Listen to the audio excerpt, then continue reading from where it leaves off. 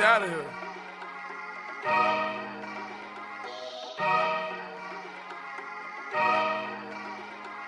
Rose gold seat on a fucking helicopter, double C, no Chanel, cause she's bad, bad, bad. Riding Kawasaki, I can cup you a new Rari, let you ride it, now you're rap, and you're bad, bad, bad. No plan, no Atari, I won't play with you for nothing, I can eat you like hibachi, cause you bad, bad, bad. I just took the doors, all the guinea, now I'm riding, and I'm sliding in the sideways, now she call me her zaddy.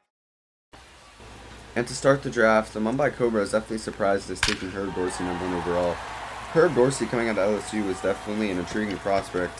He's a speedy contact hitter who can also occasionally hit deep. He finished his final collegiate season with the LSU Tigers batting .249 with 8 home runs and 25 RBIs. How do you feel about this big coup? Dorsey is definitely an interesting prospect. He can pretty much do anything. He can hit for contact, power, runs to the base as well, field, throw, bat both sides of the plate even. Really anything you want him to do. Cobras obviously preferred an all-around guy over other types of players, so this was their best bet.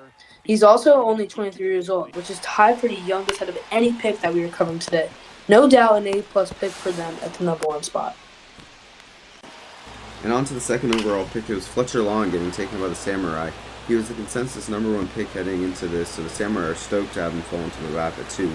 He's coming out of Jamaica. He played in the World Baseball Classic in 2023 at just 21 years old.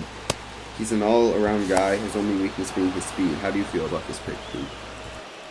This is another intriguing top prospect here, Troy. He arguably has the most power out of any hitter in the class and can have some nice contact hits as well. He's a decent fielder at first base, and his only weakness is speed, which is expected for first basemen. Overall, a really good player, but I think he didn't go #1 just due to his speed and not being as all-around as Dorsey. Another pick I'd like to mention has to be Ward Mejia to the Calgary Broncos.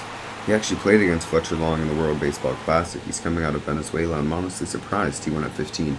His most notable performance to date has to be the 4 home run game he had against Jamaica in the World Baseball Classic. What do you think, Coop?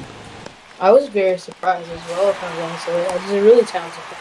He has tons of power, maybe even more than Fletcher Long, and that 4 home run game you mentioned definitely proves that. He's also a good fielder with some decent speed, and it's 100% a steal for Calgary. That leads me to the next guy, William Troy.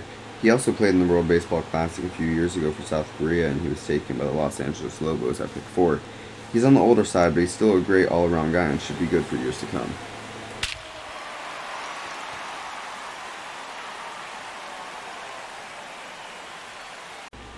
Next, let's go to Anderson Jones. He's coming out of Missouri. He was a surprise pick by the Vandals at 3.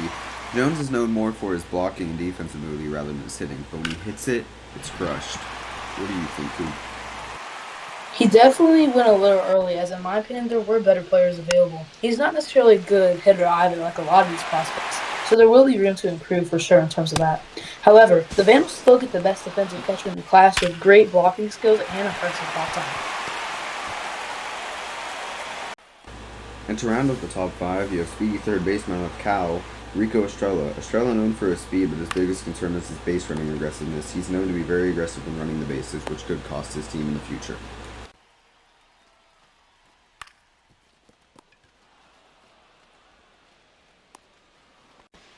Next, we have Matt Gregori, the first pitcher taken in this draft at 6 by the Hong Kong Mustangs. Gregori played in the World Baseball Classic against William Troy. Gregori is a finesse pitcher, but his biggest concern has to be his inconsistency on the mound game to game.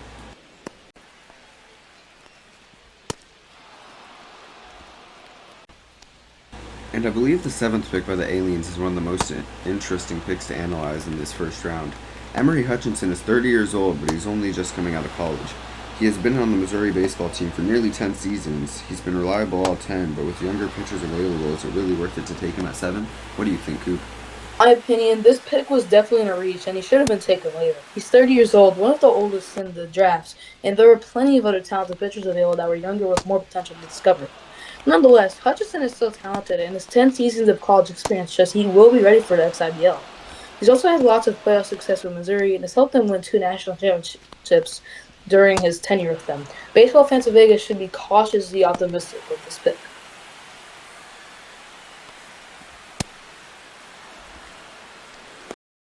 I think that's going to be it for me and Coop's analysis of the draft. There's too many picks to cover them all, so I just chose the ones I believe to be the most interesting. So be ready for our next video. We're going to meet the teams and all their players. Also, if you're watching on TikTok, subscribe to the YouTube channel, link in bio.